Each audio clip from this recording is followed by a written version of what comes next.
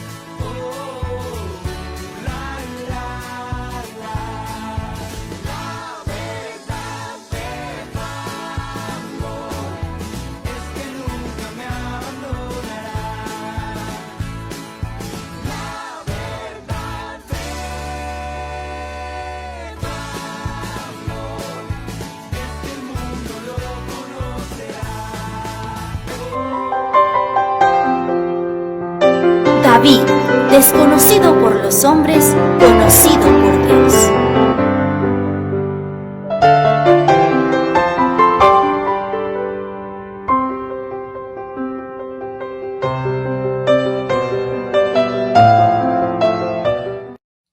Muy buenos días, hermanos, amigos. Estamos contentos otra vez de estar juntos en esta transmisión y para que podamos abrir la palabra y meditar en ella. Hoy día domingo, día del Señor, nos congregamos virtualmente. Le damos la más cordial bienvenida a cada uno de ustedes y estamos pues contentos de que podamos honrar al Señor. Y sabe, como bien conocen, estamos tratando el tema David, desconocido por los hombres, conocido por Dios. Ya estamos en 1 Crónicas capítulo 17 y esta mañana vamos a ver el tema el pacto de Dios con David. El pacto de Dios con David. Como ustedes recuerdan, la última vez encontramos a David preocupado porque el arca de Dios está en una tienda de campaña. Recuerde que el enfoque de David son las cosas de Dios. La prioridad de David es la casa de Dios, ¿no es cierto? Todo su afecto es por la casa de Dios. Es importante esto. 1 Crónicas 29:3 nos dice, además de esto, por cuanto tengo mi afecto en la casa de mi Dios, yo guardo en mi tesoro particular oro y plata que además de todas las cosas que he preparado para la casa del santuario, he dado para la casa de mi Dios. Entonces, hemos podido apreciar y estamos apreciando el corazón sensible de David. ¿Por qué? Porque en 1 Crónicas 17:1 notamos que cuando David llega a su casa y él se encuentra en medio de comodidades, belleza, abundancia, y de repente observa el arca que está ahí en una tienda de campaña, él se siente mal.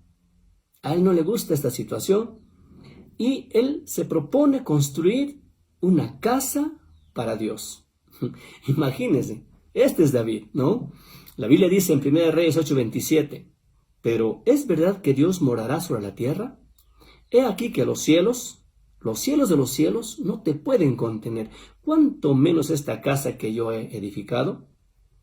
Este versículo está mostrándonos lo increíble que es Dios, lo maravilloso, lo grandioso que es el Señor. Dice el versículo ahí que los cielos de los cielos no pueden contener a Dios. Sin embargo, David quiere construirle una casa. ¿No es increíble? Ahora, es interesante, sin embargo, que al Dios creador de todo lo que existe no le importaba habitar en tiendas. Y esto nos debe mostrar algo a nosotros, ¿saben? Es un maravilloso ejemplo de humildad. siendo Jehová de los ejércitos, Dios de los cielos, creador de todo cuanto existe, siendo Él un Dios todopoderoso, nos muestra que es también un Dios humilde, que no le importaba habitar en una tienda. En realidad, Él obviamente es el dueño de toda la tierra, sin embargo, Él quiere habitar en medio de su pueblo, aún en una tienda. El libro de Éxodo, capítulo 25, versículo 8, dice: y harán un santuario para mí, y habitaré en medio de ellos. Miren, lo que Dios pide ahora solamente es que le hagan un santuario, una tienda realmente, ¿no? Esas tiendas se hacían con pieles de animales, ¿ya? En esa tienda Él quería habitar en medio de su pueblo. Ahora, ¿sabe? Dios siempre quiso habitar en medio de las personas, en medio de su gente, en medio de su pueblo. Y por eso el tabernáculo, y por eso el templo. Pero la más grande expresión de la habitabilidad de Dios en medio de la gente, en medio de su gente, fue cuando vino el Señor a este mundo, cuando se humanó. Juan 1:14 dice lo siguiente: y aquel verbo fue hecho carne. Recuerden, verbo es Dios, ¿ok? Dice, y aquel verbo fue hecho carne y habitó entre nosotros. Y vimos su gloria, gloria como del unigénito del Padre, lleno de gracia y de verdad. De modo que la intención de David de quererle hacerle casa a Dios, como que esto emociona al Señor, y Dios le recuerda que Él no necesita que le construya una casa, pero promete construir una casa para David. Y este es el tema que queremos tocar esta mañana, el pacto de Dios con David. Promesas de Dios realmente para David, y que se traslada hasta nosotros, en verdad, ¿no? Miren, el primer punto que tocaremos es: Dios hace promesa a David, ¿ya? Dios hace promesa a David. Una de las cosas buenas que tiene la palabra de Dios son las promesas que Dios nos hace. Tremendas y maravillosas promesas, ¿no? Sin embargo, no siempre nos apropiamos de esas promesas, ¿ya? Analizamos un poquito. Estamos en 1 Crónicas, capítulo 17, versículo 1. Dice la palabra del Señor aquí: aconteció que morando David en su casa, dijo David al profeta Natán: he aquí yo habito en casa de cedro, y el arca del pacto de Jehová debajo de cortinas. Sin decir quizás palabras específicas, David le dice a Natán que quería construir un templo para reemplazar al tabernáculo. En verdad, por más de 400 años, Israel ha estado en el desierto. Ahí Dios le ordena a Moisés que construyera una tienda, según un patrón específico que Dios le muestra. Esto usted lo va a encontrar en el libro de Éxodo, capítulo 25, versículos 8 y 9. Dios en verdad nunca pidió un edificio permanente, ¿ya? Pero ahora David quería hacer esto. Quería hacer un edificio permanente. ¿Y por qué? Recuerden que Israel era errante en el desierto, se trasladaba de un sitio para otro, y obviamente el tabernáculo era propicio para esto porque podían llevarlo de aquí para allá. Pero ahora Israel ya está en un lugar estable, y David piensa que como ahora está David en un lugar estable, puede construir un templo estable también para Dios, ¿ya? Ahora, note el versículo 2, dice: y Natán dijo a David: haz todo lo que está en tu corazón, porque Dios está contigo. Natán le dice esto a David porque parecía pues algo bueno, algo razonable. ¿Qué podía estar mal si en el corazón de David está construir un templo? Y le dice: haz todo lo que está en tu corazón. Y lo que en su corazón de David está es una pregunta interesante. ¿Qué puedo hacer por Dios? Él estaba tan lleno de gratitud y preocupación por la gloria de Dios que quería decir algo especial para Dios. Él quería obrar para Dios con algo que realmente agrada al Señor, ¿no? Sin embargo, Dios corrige a Natán. Quizás Natán precipitadamente le dice a David: haz lo que está en tu corazón, pero Dios se le aparece a Natán y le corrige, ¿no? Mira lo que dice, estamos en 1 Crónicas 17, el 3 al 6, dice: en aquella misma noche vino palabra de Dios a Natán diciendo: ve y di a David mi siervo, así ha dicho Jehová, tú no me edificarás casa en que habite. Porque no he habitado en casa alguna desde el día que saqué a los hijos de Israel hasta hoy. Antes estuve de tienda en tienda y de tabernáculo en tabernáculo. Por donde quiera que anduve con todo Israel, habrá una palabra a algunos de los jueces de Israel a los cuales mandé que apacentasen a mi pueblo para decirles, ¿por qué no me edificáis una casa de cedro? Qué interesante es esto, hermanos. Miren, la respuesta de Natán a David realmente fue apresurada y lo hizo sin consultar a Dios, sin que la palabra de Dios viniera a él. Y esto también es una lección para nosotros, en verdad, ¿no? Muchas veces hacemos cosas, planificamos cosas y decidimos por cosas sin antes ponerse en oración, consultar a Dios y pedir la dirección del Señor. Cuán importante es esto. Siendo Natán profeta de Dios y Dios hablando a través de Natán, Natán presumía que él estaba actuando bien, estaba diciendo, sí, David, haz lo que está en tu corazón. Pero Dios le dice no. Y Natán tiene que acercarse a David y decirle, ¿sabes? Dios me ha hecho que tú no vas a edificar casa para él. Sin embargo, Dios como que está sorprendido, está honrado de que David se ofreciera a construir una casa, ¿no? Como que le dijera, ¿quieres construir una casa? En verdad, nadie se había ofrecido a hacer eso antes y nunca se lo he pedido a nadie, ¿verdad? Es lo que estaba diciendo la palabra. ¿Por qué? Porque David, que tanto amaba a Dios, que su objetivo, su corazón está en las cosas de Dios, quería hacer más de lo que Dios ordenó. Qué interesante, hermano. Muchos creyentes queremos hacer lo mínimo a fin de que Dios se sienta agradado, pero ya no queremos hacer más para Dios. Sin embargo, David hace más para Dios, más de lo que Dios ordenó realmente, ¿ya? Y aunque el Señor negó a David su deseo, lo hizo de una manera cortés, en verdad. No le quitó la idea con cólera o con desdén, no. Lo hizo de una manera cortés y le explica que él no va a construir el templo para Dios porque había razones, ¿no? La Biblia dice que David era un hombre de guerra. Y esa era una razón por la cual él no podía construir casa para Dios, ¿ya? Ahora bien, entremos a un segundo punto, el pacto davídico, el pacto de Dios con David. Miren, versículos 7 al 10 de 1 Crónicas 17. Aquí Dios promete edificarle una casa a David, es al contrario ahora.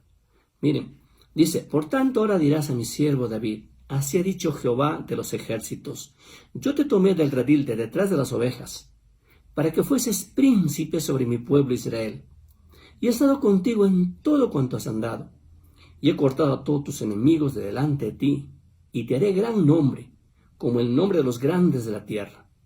Asimismo he dispuesto lugar para mi pueblo Israel, y lo he plantado para que habite en él y no sea más removido, ni los hijos de iniquidad lo consumirán más como antes.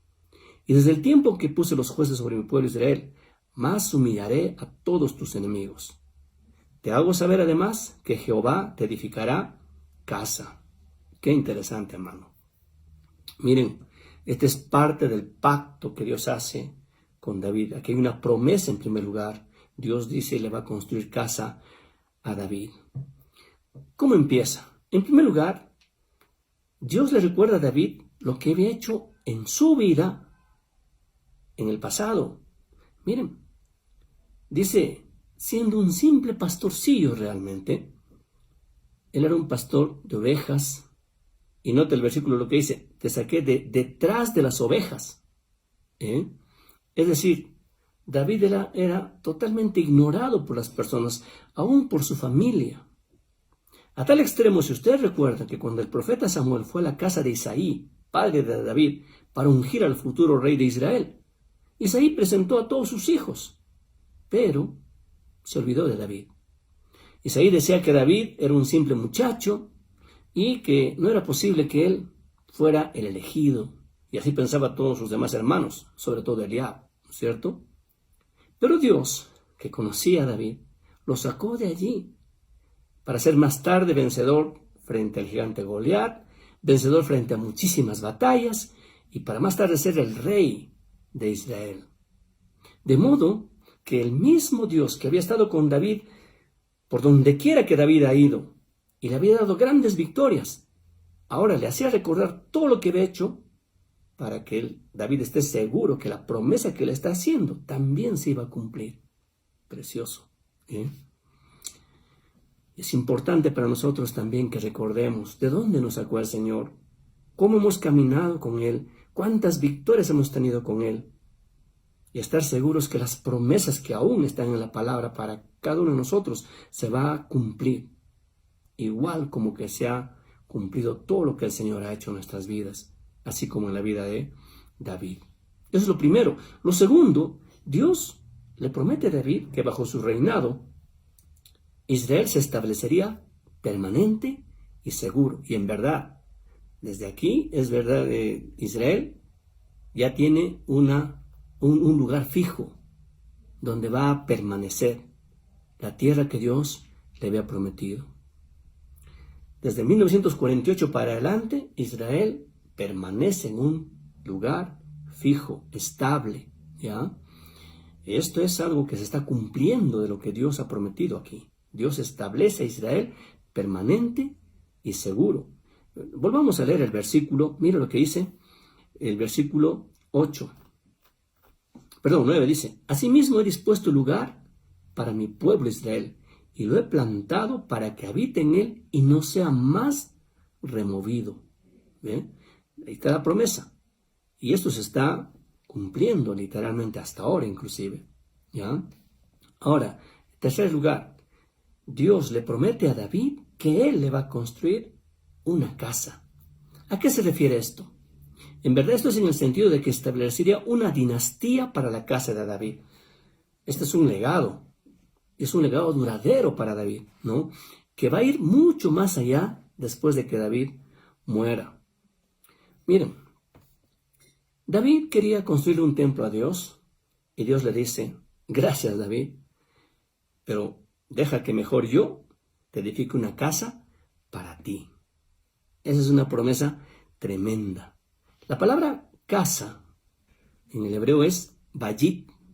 Significa dinastía, significa familia, significa templo, ¿no? De manera que cuando Dios le promete casa para David, está hablando ahora de una dinastía que iba a permanecer, ¿ya?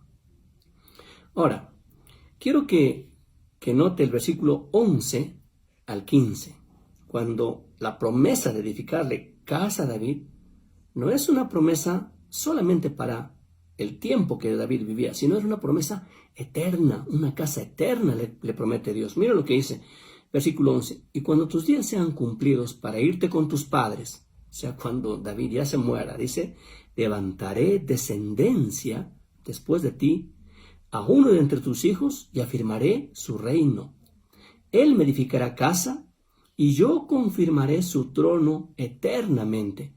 Yo le seré por padre y él me será por hijo, y no quitaré de él mi misericordia, como la quité de aquel que fue antes de ti, sino que lo confirmaré en mi casa y en mi reino eternamente, y su trono será firme para siempre. Conforme a todas estas palabras y conforme a toda esta visión, así habló Natán a David. Esto es el pacto que Dios hace con David, pacto davídico, ¿ya?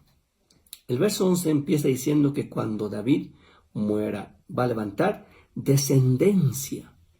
Está hablando específicamente de una monarquía hereditaria para la casa de David. Esto es importante. Antes de David no había un rey que sea sucedido por sus hijos. ¿Quién fue el rey antes de David? Saúl. ¿Quién debía ser el sucesor de Saúl en el trono de Israel? Sus hijos, Jonatán o cualquier otro. Pero no había una sucesión de esa naturaleza. Por eso es que el reino pasa a manos de David. Y cuando David asume el trono, ahora Dios establece esta monarquía hereditaria, ¿ya? Y es importante esto, hermanos. Miren, la palabra hebrea, sera, con Z, Sera, significa descendencia o semilla, esperma. Eso literalmente significa. Y se aplica entonces a la dinastía como un todo y a los miembros individuales dentro de esa dinastía. ¿Ya? El versículo 12 dice, Él me edificará casa. Aquí obviamente está hablando del descendiente directo de David. ¿Quién es? Salomón. Y Salomón es el que edifica casa, ¿no? Un templo maravilloso edifica para Dios. Pero la promesa, el pacto que Dios hace con David va mucho más allá que solamente Salomón. Dice el versículo, yo confirmaré su trono eternamente, ¿no? En verdad, la familia de David gobernó en Israel durante más de 4 siglos, ¿ya? Pero fue eventualmente removida debido al mal que poco a poco se añadió en todo el reino. Sin embargo, de la simiente de Isaí es el padre de David, Dios levantó una nueva rama que reinaría por siempre y para siempre. Miren, Isaías 11, versículos 1 y 2, mira lo que dice. Saldrá una vara del tronco de Isaí. Recuerden, Isaí es el padre de David, ¿ya? Saldrá una vara del tronco de Isaí y un vástago retoñará de sus raíces. Mira lo que dice. Y reposará sobre él el espíritu de Jehová, espíritu de sabiduría y de inteligencia, espíritu de consejo y de poder, espíritu de conocimiento y de temor de Jehová. Qué tremendo. ¿De quién está hablando ahora? Del Señor Jesucristo, ¿no? Del Señor Jesucristo. La pregunta sería en esta mañana entonces, ¿cómo es que el Señor Jesucristo es hijo de David si sabemos que Él nació no con la participación de un varón? Eso lo sabemos, ¿verdad? María, virgen, es concebida por el Espíritu Santo. Pero entonces, si es concebida por el Espíritu Santo, ¿cómo es que Jesús es hijo de David? Miren, aquí entra el aspecto espiritual realmente, ¿no? Aquí se cumple lo que la palabra enseña referente a la perpetuidad del trono de David. ¿En quién? En Jesucristo. Recuerden algo. Si José hubiera sido padre de David, carnal me refiero, pues sencillamente Jesucristo no sería Dios ni nada por el estilo, ¿verdad?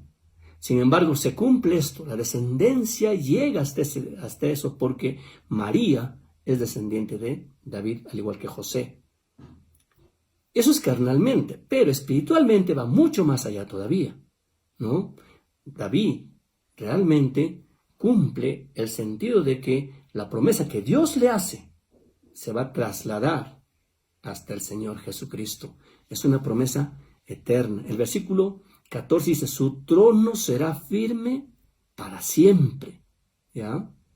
Esto es, como le decía hace un momento, va más allá de solamente Salomón. ¿Ya? Va y llega hasta el Señor Jesucristo. Dios, en verdad, hermanos, no quiso que una casa terrenal fuese construida hasta que la casa espiritual fuera prometida y establecida. Lo más importante tenía que estar en su lugar primero, y esa casa sería la dinastía resultante del trono del Mesías de Dios. Y este es el tercer punto que quiero tratar esta mañana. El pacto de David llega a nosotros en verdad, ¿ya? Quiero que entienda algo. Este pacto que Dios hace con David, en este pasaje que estamos viendo, es uno de los grandes pactos que encontramos en la palabra de Dios y es un pacto muy importante. En verdad, Dios confirma a David para que sea rey, para que sea perpetuo, y confirma al linaje de David para que su reino se establezca eternamente. Mira lo que dice el Salmo 89, del 34 al 37. No olvidaré mi pacto, ni mudaré lo que ha salido de mis labios. Mira lo que está diciendo Dios, Dios ha dicho algo que va a permanecer, que se va a cumplir. Otra vez dice, no olvidaré mi pacto, ni mudaré lo que ha salido de mis labios. Una vez he jurado por mi santidad y no mentiré a David. Miren, su descendencia será para siempre, y su trono como el sol delante de mí, como la luna será firme para siempre, y como un testigo fiel en el cielo. Ahora, David realmente comprende que un rey nacería de su linaje, el cual sería más que un simple hombre realmente, ¿no? Todos los profetas del Antiguo Testamento basaron sus predicciones acerca del reino en esta promesa que Dios le hace a David, ¿ya?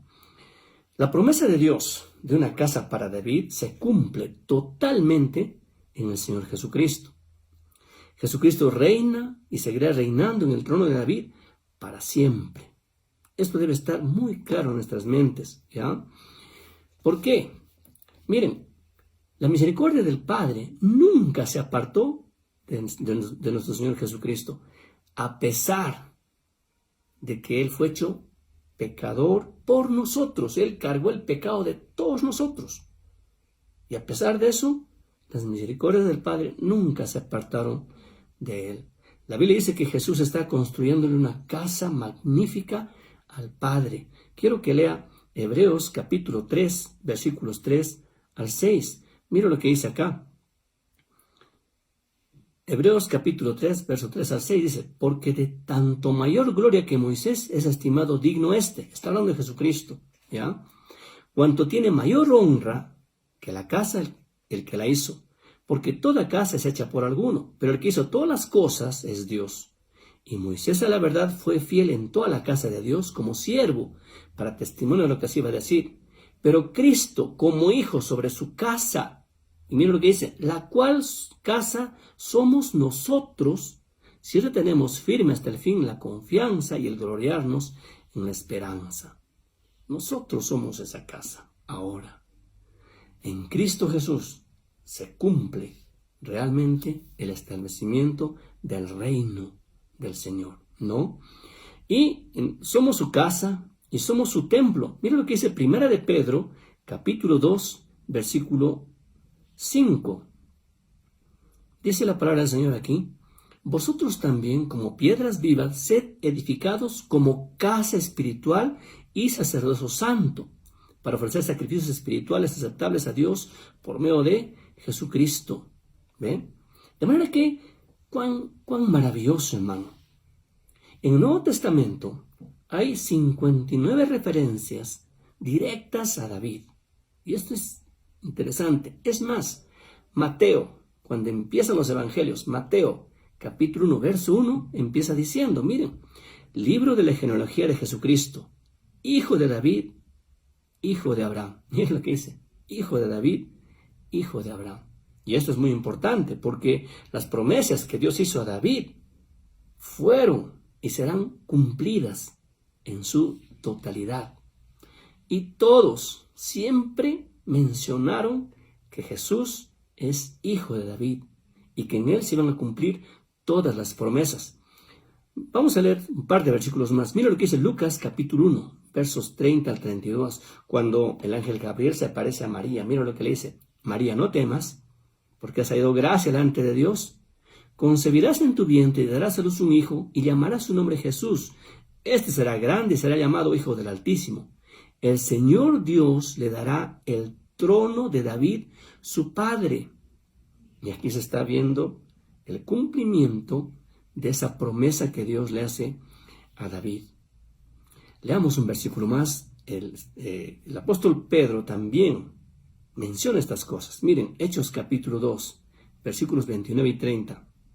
Hermanos, se os puede decir libremente del patriarca David, que murió y fue sepultado, y su sepulcro está con nosotros hasta el día de hoy. Pero siendo profeta, y sabiendo que con juramento Dios le había jurado que de su descendencia en cuanto a la carne, levantaría al Cristo para que se sentara en su trono. Este es el pacto davídico, ¿ya? El apóstol Pablo, cuando empieza su epístola de los Romanos, dice lo siguiente, miren, Romanos capítulo 1, versos 1 al 3. Pablo, siervo de Jesucristo, llamado a ser apóstol, apartado por el Evangelio de Dios, que él había prometido antes por sus profetas en las Santas Escrituras, Evangelio que se refiere a su Hijo, nuestro Señor Jesucristo, que era del linaje de David, según la carne. El mismo Señor Jesucristo pronuncia unas palabras muy interesantes que están en Apocalipsis 22, 16, que dice: yo, Jesús, he enviado mi ángel para daros testimonio de estas cosas en las iglesias. Yo soy la raíz y el linaje de David, la estrella resplandeciente de la mañana. Como hemos dicho, hay como 59 referencias a David en el Nuevo Testamento y todas se refieren en relación al Señor Jesucristo. El pacto de Dios con David hace que nosotros entremos también a una relación especial con Dios. ¿Por qué? Porque Jesucristo es el cumplimiento de ese pacto. En Jesucristo el reino de Dios es eterno. Y en Jesucristo nosotros tenemos también la relación eterna con Dios cuando aceptamos a Jesucristo como Señor, como Salvador. Quiero que note algo. Jesucristo es Dios. Y en Él se cumplen todas las profecías. Él es, como dice la palabra, hijo de David, del linaje de David. Es más, Oseas 3:5 hace notar que cuando Israel sea restaurado en el tiempo del milenio, David va a estar reinando también. Mira lo que dice Oseas 3:5. Dice: después volverán los hijos de Israel y buscarán a Jehová su Dios y a David su rey, y temerán a Jehová y a su bondad en el fin de los días. La promesa que Dios le hace a David, este pacto que estamos viendo, es una de las promesas más grandes que encontramos en la Biblia. Y como decimos hace un momento, no se refiere solamente a Salomón, se refiere sobre todo al Señor Jesucristo. Nosotros, amigos, podemos entrar a formar parte de esta dinastía, de esta familia. ¿Cómo? Mira lo que dice Juan capítulo 1, versos 12 y 13. Mas a todos los que le recibieron, a los que creen en su nombre, les dio potestad de ser hechos hijos de Dios, los cuales no son engendrados de sangre, ni de voluntad de carne, ni de voluntad de varón, sino de Dios. En verdad, los que creen en su nombre, los que creen en el Evangelio, los que creen en el Señor Jesucristo y lo aceptan como su Salvador, dice la palabra que llegan a ser parte de la familia de Dios. El versículo dice que no son engendrados de sangre, ni de voluntad de carne, ni de voluntad de varón, sino de Dios. Es una relación especial de Dios con la persona que cree, que acepta a Jesucristo como su Señor, como su Salvador. Si en verdad, amigo, te estás escuchando esto y no crees, o escuchas y no le das la importancia que debe tener, quiero decirte que en verdad no perteneces a la familia de Dios. No estás dentro de esa dinastía que nos llega a través del Señor Jesucristo. Necesitas tener a Jesús como tu Señor, como tu Salvador. Necesitas creer en el Evangelio. Necesitas creer en el Señor Jesucristo como Señor, como Dios. Y aceptar a Él como tu Salvador personal. Es tiempo que medites en esto y es tiempo que puedas realmente llegar a los pies de Cristo. Amado hermano, hay tantas promesas en la palabra de Dios, tantas promesas, pero esas promesas tenemos que apropiarnos. Por ejemplo, hay la promesa del perdón y podemos apropiarnos de esa promesa. Mira lo que dice 1 Juan 1:9. Si confesamos nuestros pecados, Él es fiel y justo para perdonar nuestros pecados y limpiarnos de toda maldad. Es una promesa. ¿Cuál es la condición? Si confesamos nuestros pecados. ¿Podemos apropiarnos? Sí, podemos apropiarnos. Podemos ser limpios de nuestros pecados cuando nosotros nos apropiamos de esta promesa, confesamos nuestros pecados y dice que Él es fiel y justo para perdonarnos y limpiarnos de toda maldad. La Biblia dice, no hay justo ni aun uno. Todos necesitamos del perdón de Jesucristo.